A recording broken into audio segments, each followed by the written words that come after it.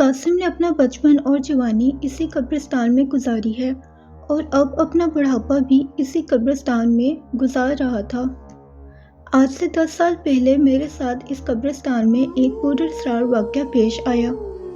ہوا کچھ یوں تھا، سردیوں کے موسم میں مجھے ایک قبر تیار کرنے کا کام ملا، جس کی تدفین عشاء کی نماز کے بعد تھی۔ اس دن بارش بھی بہت ہوئی تھی۔ تدفین سے فارغ ہوتے مجھے رات کے 11 بج گئے تھے۔ کام سے فارغ ہو کے میں نے اپنا سامان سمیٹا اور گھر جانے کے لیے نکل گیا تھا۔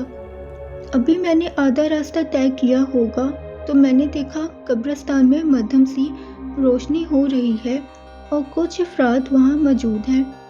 اس صورتحال کو دیکھ کے میں نے سوچا کہ ابھی تک تو قبرستان میں کوئی نہیں تھا، پھر اچانک سے یہ لوگ قبرستان میں کہاں سے آ گئے۔ جب میں نزدیک پہنچا تو میں نے دیکھا کہ ایک درخت کے نیچے کچھ لڑکیاں آگ جلا کے اس کے گرد بیٹھی ہیں اور آپس میں باتیں کر رہی ہیں۔ جب میں ان کے نزدیک پہنچ گیا تو میں نے زوردار آواز میں ان لڑکیوں کو مخاطب کر کے کہا، جو تعداد میں 3 تھیں۔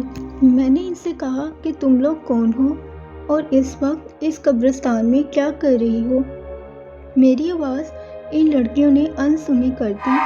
ان میں سے ایک لڑکی جس نے اپنا سر نیچے جھکایا ہوا تھا، اس نے تمام لڑکیوں سے کہا، دیکھا یہ آ ہی گیا نا ہمارے پاس۔ یہ جملہ سن کے دیگر لڑکیاں اپنی جگہ سے اٹھ کے کھڑی ہو گئیں۔ اب جو میں نے غور سے ان کی جانب دیکھا تو مجھے ایسا لگا جیسے میں خواب دیکھ رہا ہوں، کیونکہ ان کی شکلیں بہت خوفناک تھیں۔